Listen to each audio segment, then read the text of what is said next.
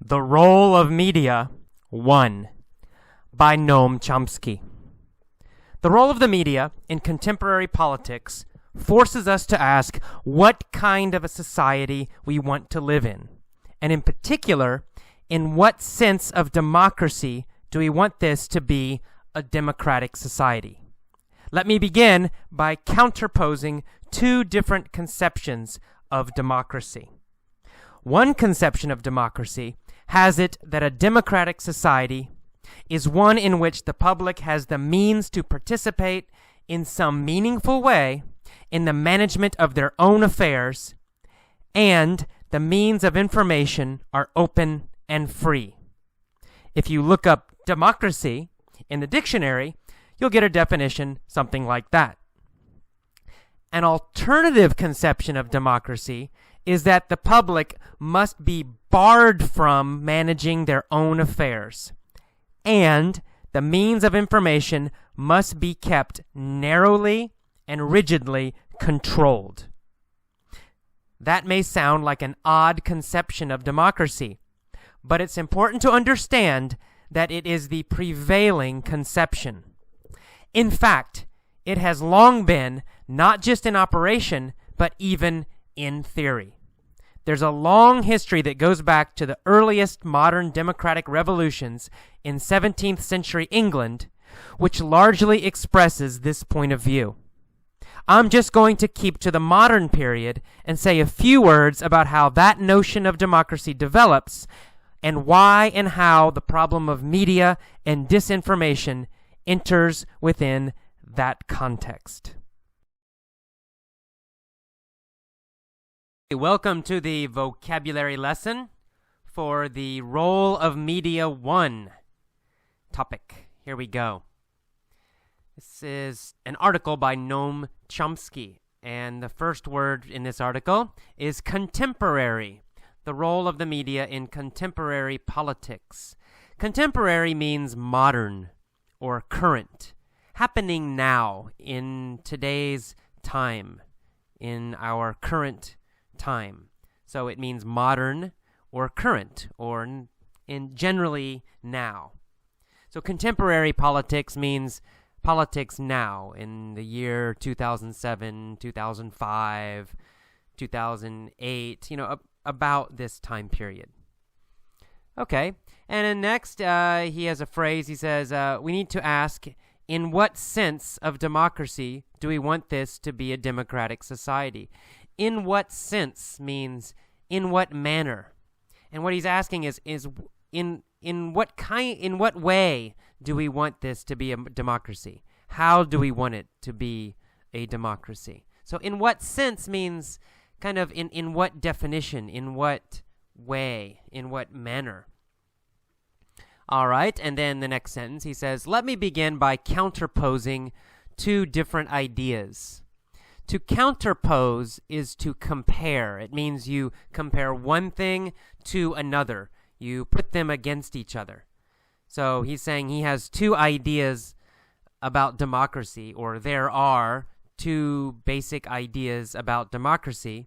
He's going to compare them. He's going to put them against each other. He's going to counterpose them. So to counterpose is to compare two things, put them against each other. Counterpose. That's counterpose.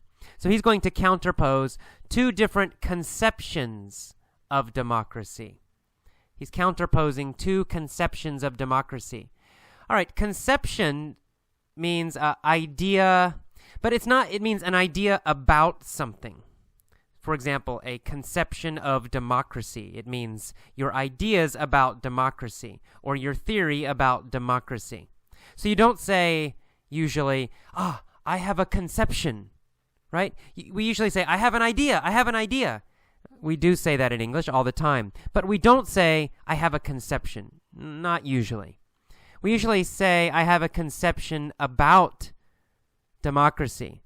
I have a conception about this problem. Okay, so that means you're thinking in a certain way about this topic. So conception is an idea or a theory, usually about some topic. All right. And then he says, one conception of democracy has it that a democracy is where the people participate. Has it. Seems simple. Has and it. Very simple. 2 words. But in this case, has it means says or believes. So one conception of democracy, one idea has it that a democracy means everybody participates. Has it, in other words, means says. Has it equals says. One idea says that a democracy is blah, blah, blah. One idea has it. One idea says. So it basically means says. But usually we use has it when a non-human is saying something, if that makes sense. So they don't usually say, I have it that he is good, right? You don't say, I say he is good. But we might say, the public has it that he is good.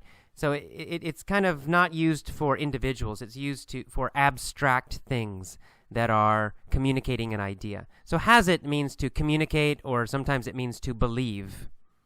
So to communicate or to believe something. And usually not used as a single person, but some abstract group or idea. Believing is the subject for has it. Okay. Affairs. He said one idea has it that democracy means people manage their own affairs.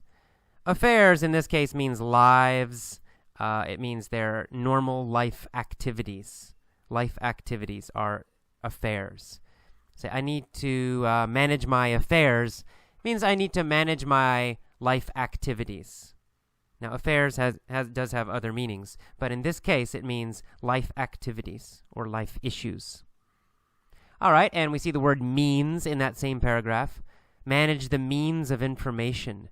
In this case, means methods or ways. The means of information means the way of communicating information, or the method for communicating information, the means of information. This is not a normal way to say that, in fact. It's a little bit formal. Noam Chomsky is an academic. He's a professor. In fact, any of you who have studied language, you may know Noam Chomsky. He's probably the most famous linguist in the world. Number 1, he's a professor at MIT, Massachusetts Institute of Technology. Anyway, I'll talk more about that in the commentary. Okay, next, he uses the phrase look up to look up a word in the dictionary. To look up means to look for and find, or to search for and find. So if you look up a word in the dictionary, it means you search for it and try to find it. That's pretty simple. We see the word alternative, an alternative idea of democracy. So alternative means another choice, right? Another kind, or another choice, or another possible choice. An alternative idea means a different idea, right? Another idea, a different idea, another kind of idea. All right, and this idea says the public, people, must be barred from managing their own affairs. Barred from means prevented. It's one of those 2-word verbs. To be barred from means to be denied or prevented or stopped from doing something. For example, you might say, I am barred from that restaurant. It means I cannot go into the restaurant. Maybe I did something bad in the restaurant. Maybe I stole something from them, or I yelled and whatever. But they say, okay, you can never come to this restaurant again. You are barred from this restaurant. Right? To be barred from means you're prevented from coming in. He's saying that one idea of democracy is that normal people must be barred from managing their own affairs. So they must be prevented from managing their own lives, important things. All right. We see the adverbs narrowly and rigidly controlled. Controlled's an verb, sorry. Narrowly and rigidly controlled. So narrowly controlled means in a careful way, in a very tight way. Right? Doesn't mean you don't have many choices. If you are narrowly controlled, it means you only get a few choices. The person who's controlling you gives you only a few choices. You are narrowly controlled. Rigidly controlled means no flexibility, very tough, right? Very, very tough. There are tough rules, and you cannot break them. So that's rigidly. To do something rigidly means you do it in only one way. You can't change. You can't adapt. Rigidly. All right, and he said that may sound like an odd idea of democracy. We've had this before, but odd means strange here. It means strange. That may sound like a strange idea of democracy. That may sound like an odd idea of democracy. So odd here means strange. He says, but it's the prevailing idea. It's the prevailing conception. It's the prevailing idea. Prevailing means the most common, or the majority idea. So he's saying this is actually the prevailing idea. It's the most common idea about democracy. The most common idea, the prevailing idea in most countries is that common people, normal people, are not smart enough to manage important things, right? Educated people, rich people, basically, have to control them somehow. That's the prevailing idea of democracy. It's the most common idea. It's the majority idea. It's the most powerful idea. Okay, the prevailing idea. And then he says, it is the prevailing idea not just in operation, but also in theory. In operation means in use, how something is actually done, how it is done in reality, right? Not in idea. In theory means in idea, right? It means talking about it, thinking about it, in theory. So this is the idea in theory. It means this is the idea people talk about, think about. But it's also the main opinion in operation, meaning in actual use, in real life governments, every day, in operation. So in operation is how something is actually done, and in theory is how you think about it. All right? And let's see. He says, I'm going to keep to the modern period to talk about this issue. To keep to something, it just means to stay with it. It means he's not going to talk about the far past. He's going to keep to the modern period. He's going to stay with the modern period only. So keep to means stay with. All right, and then we see a word notion. He's going to talk about different notions of democracy. Notion means idea. Idea. And it's very close to the word idea. So you can say, I have a notion. It sounds a little strange. It's usually means a small idea or an opinion idea. And it's maybe a little more formal. But you can say that. It's used very similar to the word idea. So notion, a notion of democracy means some idea or opinion of democracy. So notion is idea, basically. And then he uses the word, our final word, disinformation. He's going to talk about in his future articles the problem of media and disinformation. Well, you know what information is, right? Information means, information. How do I talk? It means, knowledge about things that happened. So stories in the news, this is information. There's a war in Iraq, that's information. All right, what is disinformation? Dis makes it negative. Negative information. What does that mean? Well, disinformation, in fact, means propaganda or lies, official lies, basically, or wrong information.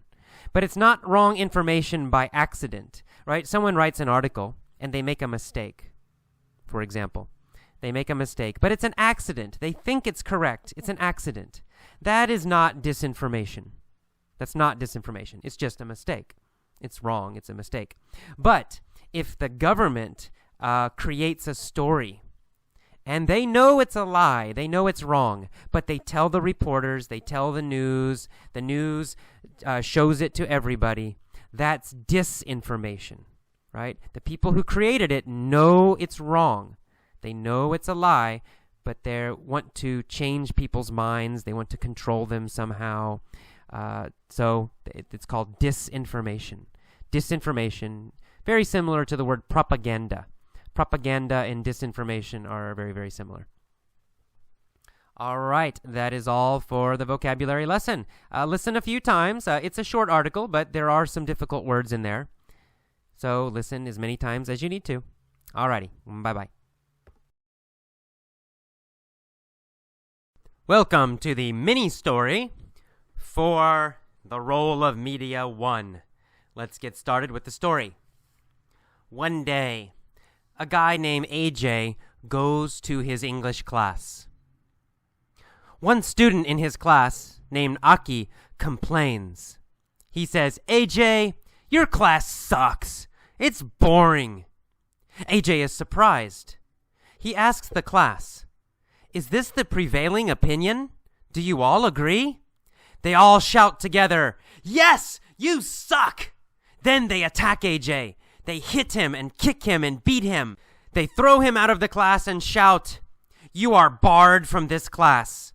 Never come back." AJ is sad, but he decides to get revenge. He'll fight again. So, he joins a ninja school to learn how to fight. He says to the ninja teacher, "I want to learn to kill someone with a knife and a sword."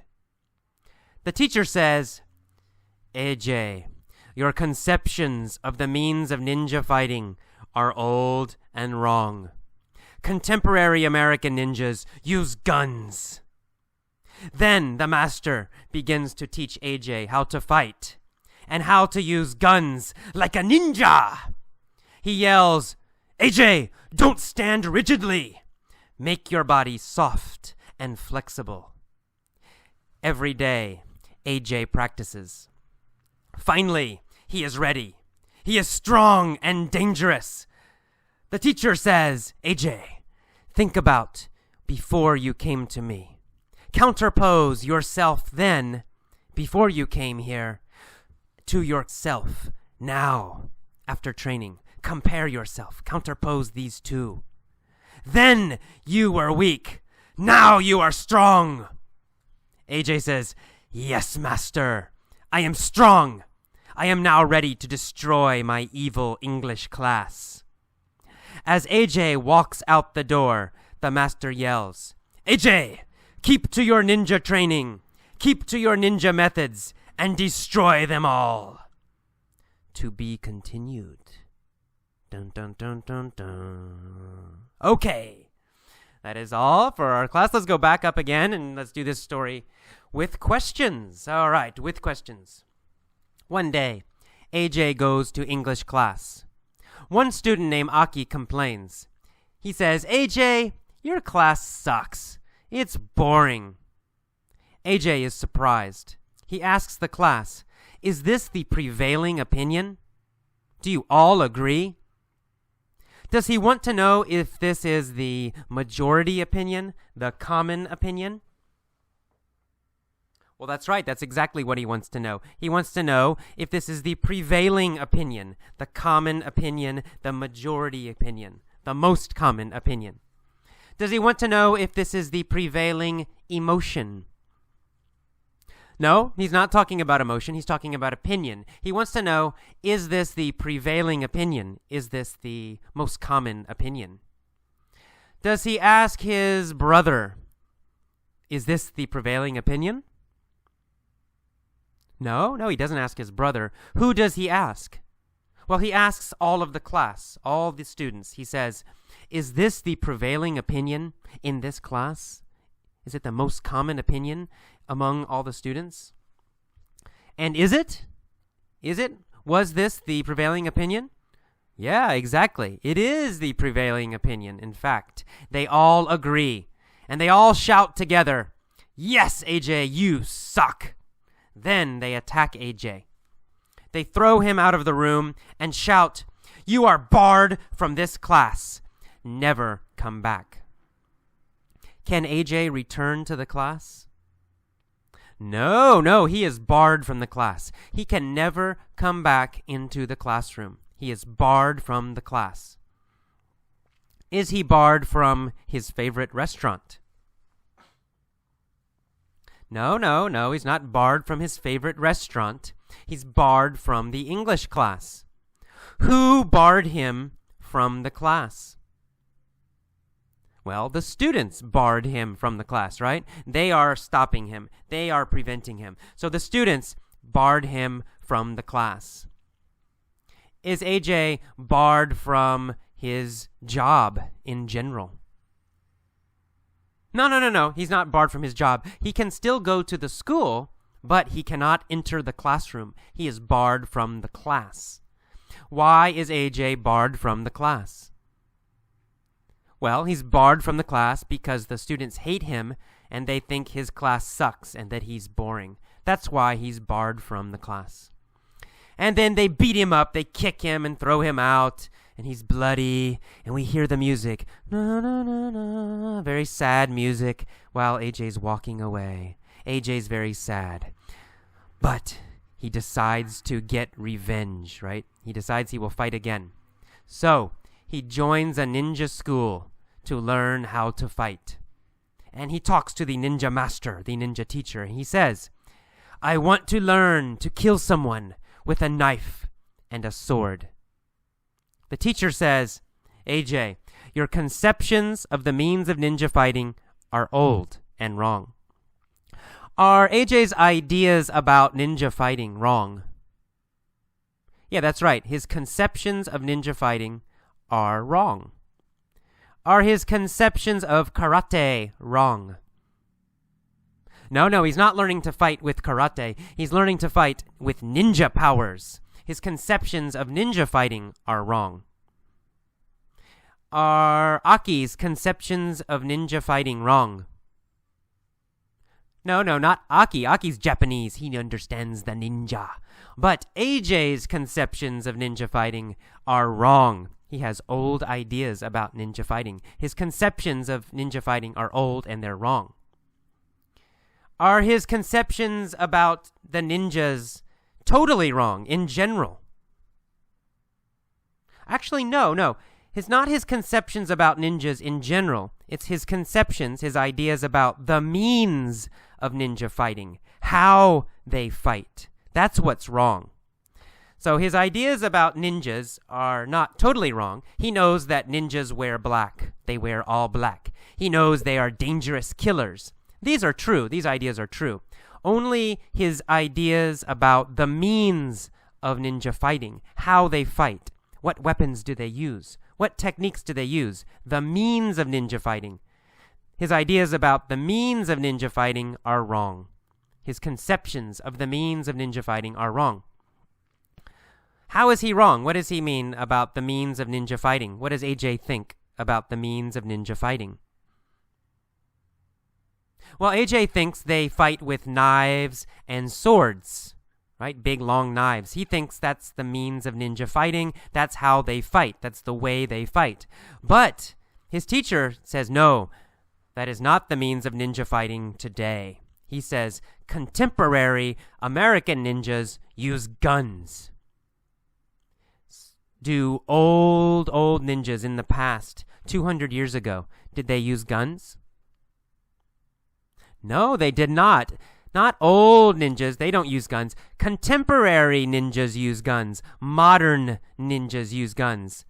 Today, this time in history, contemporary ninjas use guns. Do contemporary Japanese ninjas use guns?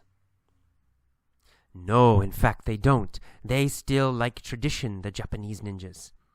Contemporary American ninjas use guns. Contemporary Japanese ninjas do not. Is AJ learning from a contemporary American ninja? Yes, in fact, he is. He is learning from a contemporary American ninja.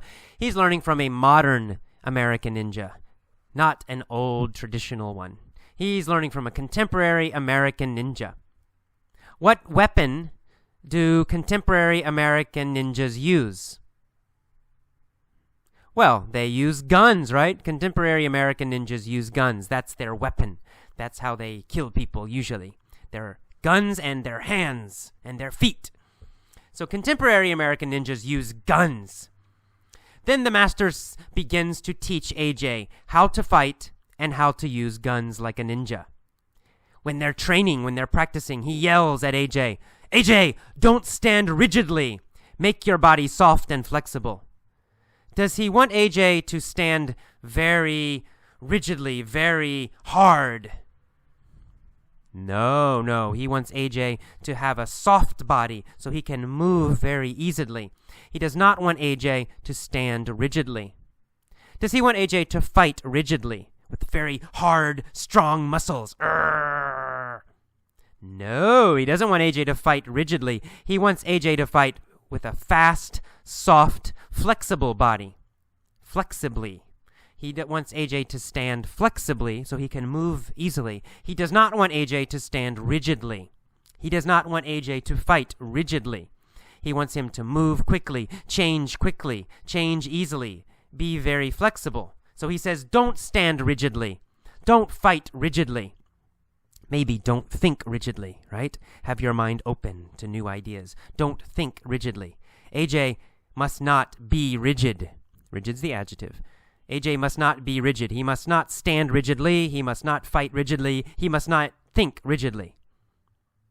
So every day AJ practices. Finally, he is ready. He is strong and dangerous. Only the strong, only the hard. The teacher says, AJ, remember your past self when you were weak. Counterpose yourself before you came here to your current self. Does he want AJ to compare his old self and his new self? Yes, that's right. He wants AJ to counterpose his old self and his new self. He wants him to compare his old self and his new self. Does he want AJ to counterpose different philosophies, different ideas? No. They're not talking about philosophy or ideas. He wants him to counterpose his old self and his new self. Compare old self and new self. Does he want Aki to counterpose his old self and new self? No. Aki is not his student. He wants AJ to counterpose his old self and his new self. Why does he want AJ to counterpose his old self and his new self? Well, he wants him to realize how strong he is now. So he's saying, compare yourself now. You are strong. And think of yourself before. You were weak, right? Counterpose your weak self and your strong self. Realize you are stronger now. So he says, counterpose your old self and your new self. He says, then you were weak. Now you are strong. AJ says, yes, master. I am strong. I am now ready to destroy my evil English class. As AJ walks out the door, the master yells, keep to your ninja methods and destroy them all. Does he want AJ to stay with his ninja methods? Yes, that's right. He wants him to stay with his ninja methods. He wants him to use only the ninja methods, right? Continue with the ninja methods. Continue with the ninja training. So he says, keep to your ninja methods. Don't try other things. Don't do other things. Remember your ninja methods. Keep to your ninja methods. Stay with them. So the master yells, keep to your ninja methods. Does he want AJ to keep to his karate methods? No, he did not learn karate. He did not say keep to your karate methods. He said keep to your ninja methods. What kind of methods should AJ keep to? Well, he should keep to his ninja methods, right? Keep to your ninja methods. Stay with your ninja methods. Use only those. So the master yells, keep to your ninja methods and destroy them all. All right, one more time. This time I'm going to pause after the key phrases with the new vocabulary. Repeat those phrases after me. Don't just repeat. Copy my intonation when I go up and when I go down. Right? Copy it very carefully. Try to sound exactly like me. Here we go. One day, AJ goes to English class. One student named Aki complains. AJ, your class sucks. It's boring. AJ is surprised. He asks the class, is this the prevailing opinion? Is this the prevailing opinion? Good. Do you all agree? They all shout together, yes, you suck. Then they attack AJ. They hit him and beat him. They throw him out of the room and shout, you are barred from this class. Never come back. Good. You are barred from this class. Never come back. Good. AJ is sad. He decides to get revenge and fight again. So he joins a ninja school to learn how to fight. He says to the ninja teacher, "I want to learn to kill someone with a knife and a sword." The teacher says, "Your conceptions of the means of ninja fighting are old and wrong." Your conceptions of the means of ninja fighting are old and wrong. Ooh, that's difficult, right? Your conceptions of the means of ninja fighting are old and wrong. He says, contemporary American ninjas use guns. Contemporary American ninjas use guns. Good. He then begins to teach AJ how to fight and how to use guns like a ninja. He yells, "Don't stand rigidly! Don't stand rigidly!" Good. Make your body soft and flexible. Every day, AJ practices. Finally, he is ready. He is strong and dangerous. The teacher says, "Counterpose your old self to your new self." Counterpose your old self to your new self. Good. Then you were weak. Now you are strong. AJ says, "Yes, master, I am strong. I am now ready to destroy my evil English class." As AJ walks out the door, the master yells, "Keep to your ninja methods." Good. Keep to your ninja methods. And destroy them all. Very good. You're ready for the POV lesson. Stop this. Tell all of the story yourself. Bye-bye. Welcome to the Point of View mini-stories for the Role of Media 1. Let's get started. Same story, but different time frames. Our first one, as always, we'll start with the past, 20 years ago. 20 years ago, there was an English teacher named AJ. One day, he went to English class, and one student named Aki complained. He said, "AJ, your class sucks. It's boring." AJ was surprised. He asked the class, "Is this the prevailing attitude? Is this the prevailing opinion? Do you all agree?" They all shouted together, "Yes! You suck!" Then they attacked AJ. They hit him and beat him. They threw him out of the room and shouted, "You are barred from this class. Never come back." AJ was sad. But he decided to get revenge. He decided to fight again. So he joined a ninja school to learn how to fight. He said to the ninja teacher, "I want to learn to kill someone with a knife and a sword." The teacher said, "AJ, your conceptions of the means of ninja fighting are old and wrong. Contemporary American ninjas use guns." Then he began to teach AJ how to fight and how to use guns like a ninja. He yelled, "Don't stand rigidly. Make your body soft and flexible." Every day, AJ practiced. Finally, he was ready. He was strong and dangerous. The teacher said, "AJ, counterpose your old self to your new self." Then you were weak. Now you are strong.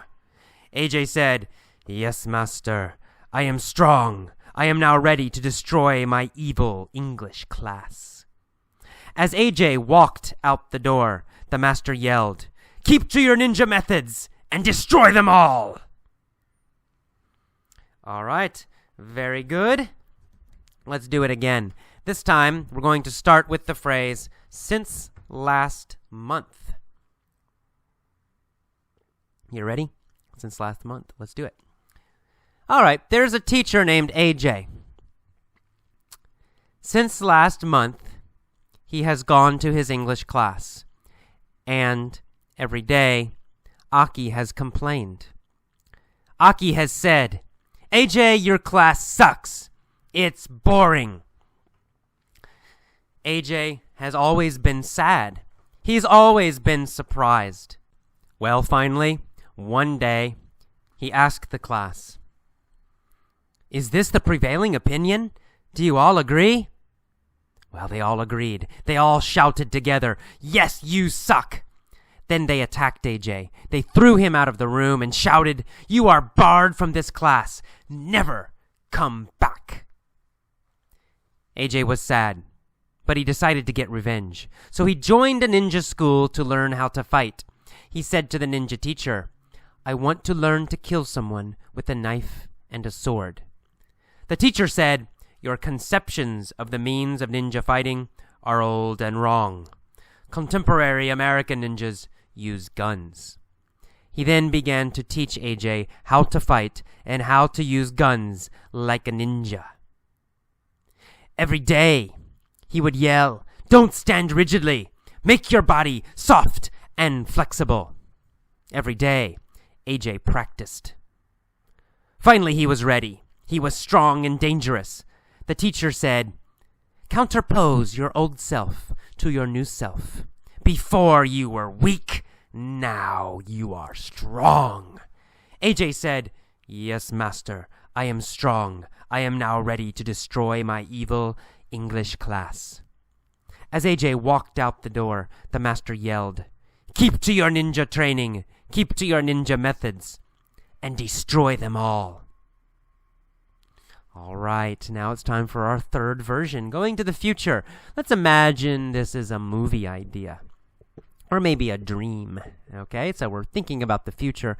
I have a dream, and I'm thinking, this is going to happen. This is going to happen to me. So one day, AJ will go to English class. One of the students, named Aki, will complain. He'll say, "AJ, your class sucks. It's boring." AJ will be surprised. He'll ask the class, "Is this the prevailing opinion? Do you all agree?" They'll all shout together, "Yes, you suck!" Then they'll attack AJ. They'll throw him out of the room and they'll shout, "You are barred from this class. Never come back." AJ is going to be sad. He'll decide to get revenge, though. So he'll join a ninja school to learn how to fight. He'll say to the ninja teacher, "I want to learn to kill someone with a knife and a sword." But the teacher's going to say, "Look, your conceptions of the means of ninja fighting are old and wrong. Contemporary American ninjas use guns." He'll then begin to teach AJ how to fight and how to use guns like a ninja. He'll yell, "Don't stand rigidly. Make your body soft and flexible." Every day, AJ will practice. Finally, he'll be ready. He'll be strong and dangerous. The teacher's gonna say, "Counterpose your old self to your new self. Then you were weak, now you are strong." AJ will say, "Yes, master, I am strong. I am now ready to destroy my evil English class." Now, as AJ walks out the door, the master will say, "Keep to your ninja methods and destroy them all." Okay, that is all for our POV, point of view stories. Please pause now. Go back, listen to version number 1, right? This is the past tense, 20 years ago. Listen to it and then stop and try to tell all of the story yourself using the past tense. Then listen to the second one. The second one is a mix. It usually is a mix, you've probably noticed, right? There'll be a little bit of present perfect, actually, have gone, have been. And then there'll also be a good amount of the past. So you want to begin that one with since last month, right? AJ has gone to his English class since last month. The student has complained, etc. Listen to it and then try to tell it yourself. And finally, listen to the third version about the future. Listen to it, stop, try to tell it yourself in the future. Okay, listen for those ol sounds, right? AJ-ol, AJ-ol. We don't say usually AJ will. That's written English, but in speaking, we just add that ol sound. AJ'll go to the store. AJ'll go to the store. AJ will go to the store. We just AJ'll, ol. So listen for that. Also listen for gonna. Gonna means going to. And that's also for the future, spoken future. All right, good luck. Listen to these many times, if necessary, until they feel natural and easy. And then move on, listen to the article, and listen to the article many times. Okay, see you next time. Bye-bye. Hello, and welcome to the Role of Media 1 lesson. This is the commentary. I'd like to talk a little bit about Noam Chomsky in this commentary. He's the writer of this article. There will be more. This is from a book of his called Media Control by Noam Chomsky. And we'll talk more about the actual issues in future commentaries. But this time I just want to tell you more about Noam Chomsky, the man. Who is he? He's a very, very interesting guy. Noam Chomsky kind of has two careers. He's famous for two different things. Number one, he's a famous linguist. In fact, he's probably the most famous linguist in the world. Now, when I say linguist, I don't mean he speaks a lot of languages. What I mean is he studies languages. How do languages work? What is grammar exactly, and how does it work? Not just in English, but in all languages. And he has a lot of very interesting theories that are very famous. One of them is called the theory of universal grammar. And that basically says that while every language has different grammar, some different grammar, that underneath there is some basic grammar, some basic language principles, which are the same for all languages. And that's why we can learn other languages, because they're different, but they're not totally different, right? So a Japanese person can learn English. Yes, they're kind of different, but really, if you go deeper, there are things that are very similar. And that's why people can learn other languages. But anyway, there's a lot more complicated theories. But the point is, Noam Chomsky is a famous linguist. That's what he first was famous for. And he still is a very famous linguist, probably the most famous linguist. When I got my master's degree in teaching English as a foreign language, I studied Noam Chomsky. Everybody does when they take a linguistics course. Okay, now he's a professor at the Massachusetts Institute of Technology, MIT. MIT is probably the #1 technology university in America. I don't know, #1 or #2. The top two are Caltech and MIT. And he's a professor at MIT. So this is like the Harvard of technical schools, so science type of school. So he's been a professor there a long time. Now his second field number one is linguistics, but he's also famous for politics, for political science. In fact, most people know him because of this. He's famous all around the world for his politics and his political research. And he's a very interesting guy. Noam Chomsky has done a lot of research about modern democracies, especially the United States. And what he did, and continues to do, is he gets documents, official government documents, from past governments in the United States. So he'll get official documents, for example, from President Kennedy, in the 60s, President Johnson from the 60s, and then going back to the 50s, and the 40s, and the 30s, and the 20s. It's possible to get these documents now. At that time, in the past, they were secret. No one could see them. But now we have some laws in America that allow us to get those documents.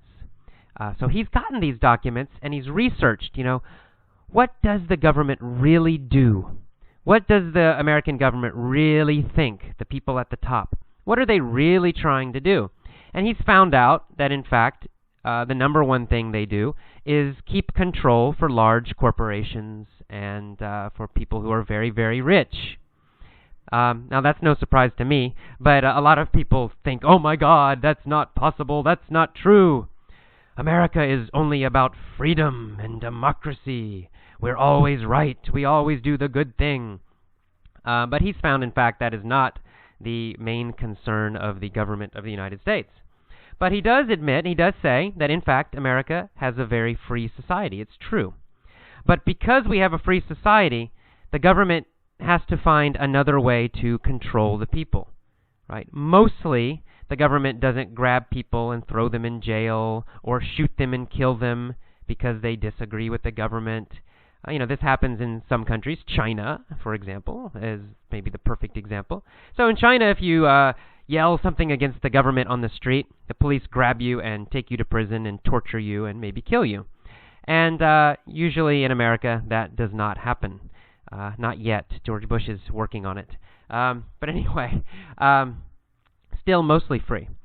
And so he says that since the democratic governments, especially the United States, can't control with this kind of force, usually, instead they control people with propaganda. They use basically mind control. They control with the media. They control people's thoughts and ideas to make them do what they want them to do. And he has studied these government documents and done a lot of his own research about how they do that. How do they use the media? How do they use propaganda to control the public, to control what the public thinks and what the public does and what the public will support? Very, very interesting. And a little scary sometimes. But he's not a crazy guy. He's a very intelligent guy. And all of this is based on research. He's not some crazy guy who just says, "Oh my God, the government's bad." He's very intelligent, very careful about what he does. And this article, this Role of Media 1, it comes from a book of his called Media Control. And I will be doing more parts from this book. Very interesting book. And in fact, you may or may not know, but my first degree is in journalism. I studied journalism as an undergraduate. I have a bachelor's degree in journalism. And that's when I first learned about Noam Chomsky, because I was studying his ideas about media. And I saw him speak, in fact, at that time. He came to my university, the University of Georgia. He came to my university, in fact, during the first Gulf War. George Bush's father, right? George Bush #1.